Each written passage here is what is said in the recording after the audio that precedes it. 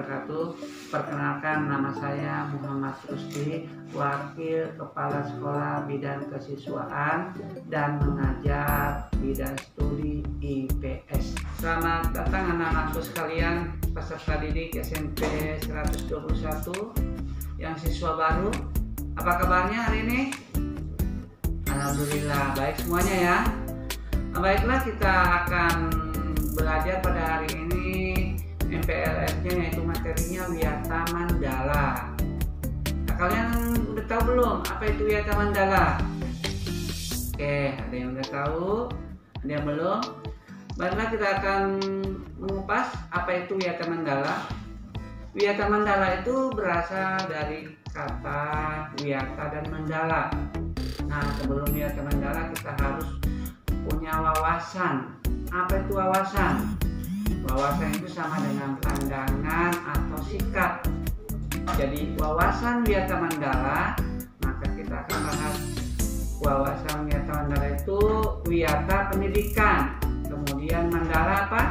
Tempat atau lingkungan. Jadi kalau kita rangkaikan, wiyata mandala itu apa? Yaitu menghargai dan bertanggung jawab terhadap lingkungan sekolah sebagai tempat menuntut ilmu. Jadi kalau kita ke sekolah ini bukan hanya datang menuntut ilmu, tapi apapun yang ada di sekolah ini kita bertanggung jawab. Baik itu kita jaga fasilitas, jangan sampai rusak, jangan dicoret-coret ya. Kita jaga fasilitas tersebut sehingga kita bisa memakai dengan baik. Kemudian nanti kita naik kelas 8 masih tetap bagus. Nah, sehingga sekolah kita ini tetap terjaga fasilitasnya. Nah, kemudian berikutnya, wiyata mandala itu tentunya punya unsur-unsur ya. Unsur-unsur apa itu? Satu, sekolah itu merupakan lingkungan pendidikan.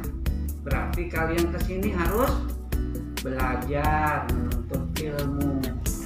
Ya, itu. Kemudian yang kedua, dalam wiyata mandala tentunya ada kepala sekolah yang bertanggung jawab atas penyelenggaraan pendidikan. Jadi pendidikan yang dilaksanakan di SMP Negeri 121 ini itu dimotori atau dipimpin oleh kepala sekolah. Nah, kepala sekolah kita pada tahun pelajaran ini adalah namanya Bapak Iwan Ibrahim SPD MSI. Udah kenal belum?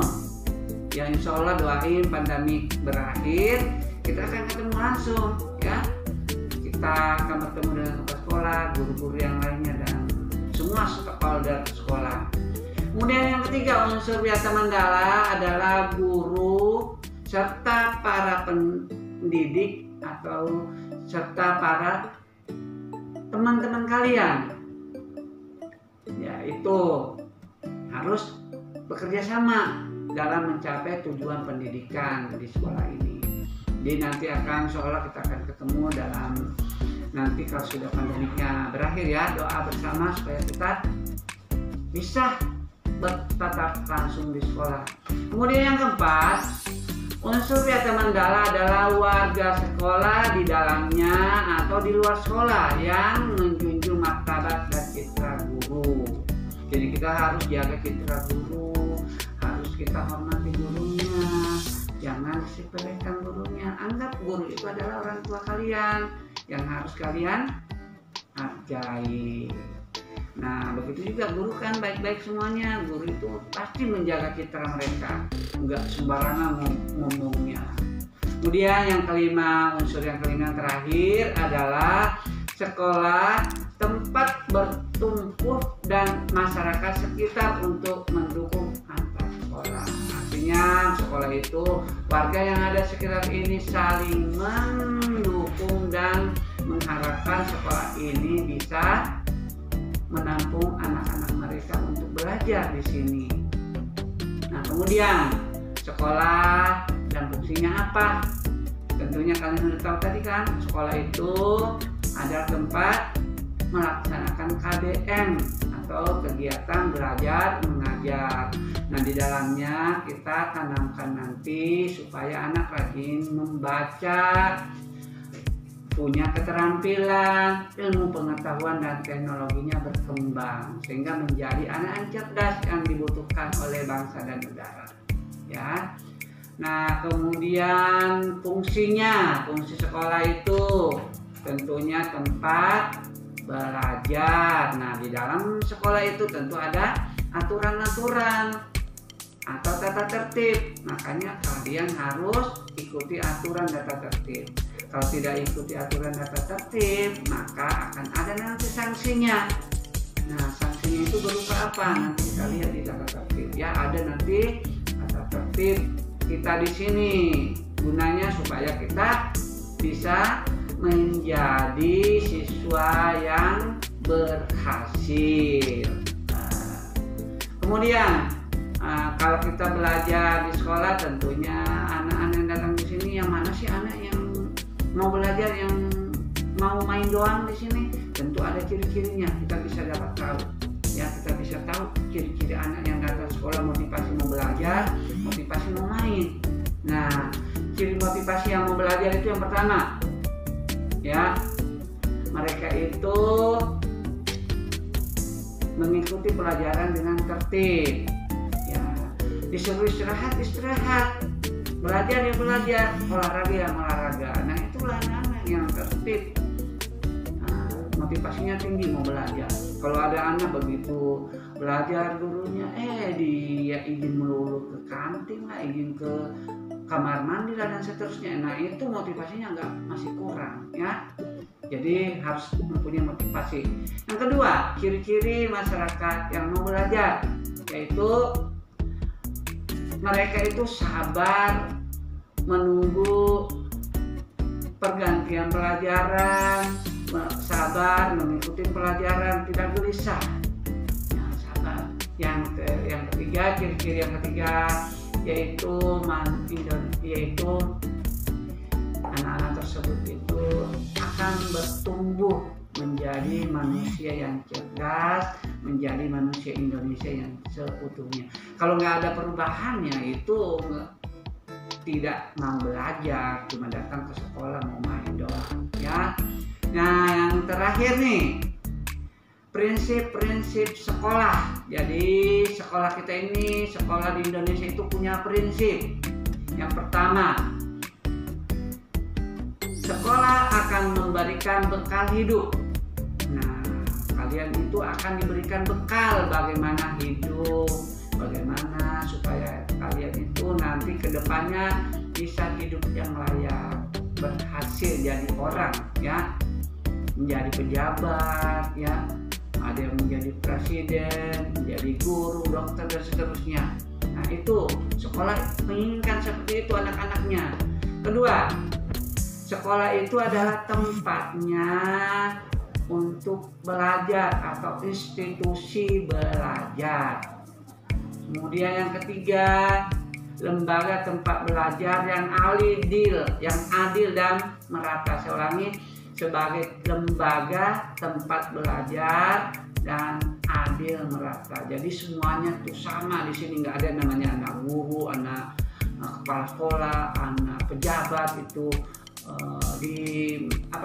dikhususkan, enggak, sama semuanya, perlakuannya sama semuanya, ya, enggak pilih-pilih siapa yang salah, siapa yang benar itu, ya. Jadi semuanya sama yang ada di sini. Kemudian yang keempat, prinsip sekolah itu tempat mengembangkan bakat. Jadi kalau kalian punya bakat, dikembangkan di sini. Yang pintar main bulu tangkis masuk eskul bulu tangkis. Yang pintar futsal masuk eskul futsal. Yang pintar main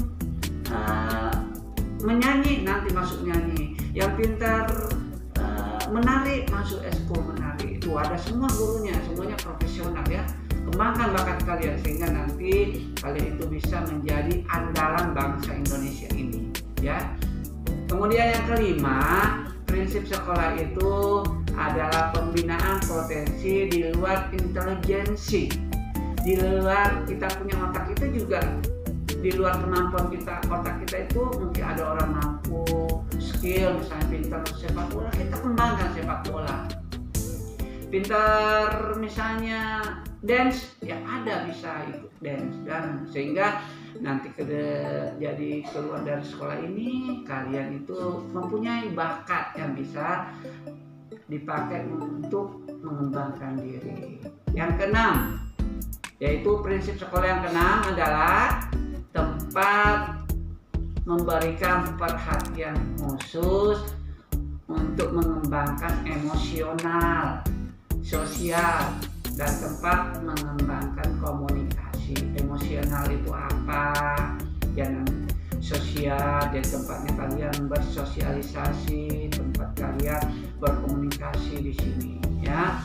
Kemudian yang ketujuh, tempat mengembangkan watak dan sikap. Watak kalian itu seperti apa, sikap kalian itu yang bagaimana. Kalau baik, nanti akan perlahan akan dididik menjadi yang baik.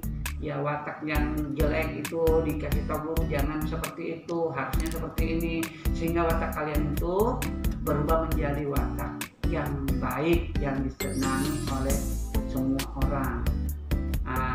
Kedelapan, tempat pendewasaan diri. Artinya kalian itu masuk sekolah dididik untuk menjadi orang dewasa, baik dewasa secara emosional, dewasa secara dewasa secara pemikiran. Jadi kalian mungkin tadinya masih kolokan, akan dikasih tahu jangan seperti itu, harus mandiri, nggak boleh tergantung sama orang tua, harus mandiri, usaha sendiri, ya kerjain PR sendiri, dan seterusnya. Yang terakhir, prinsip sekolah itu adalah bagian dari masyarakat belajar. Jadi masyarakat yang ada di sini, yaitu siswa ada di sini, diwajibkan untuk mengembangkan pendidikannya, mau belajar dengan baik. Nah, itu saja materi kita untuk Wiyata Mandala pada hari ini. Kali ini kita akan menjelaskan tentang tata tertib sekolah SMP Negeri 121 yang harus kita ikuti. Berikut ini adalah tata tertib SMP Negeri 121.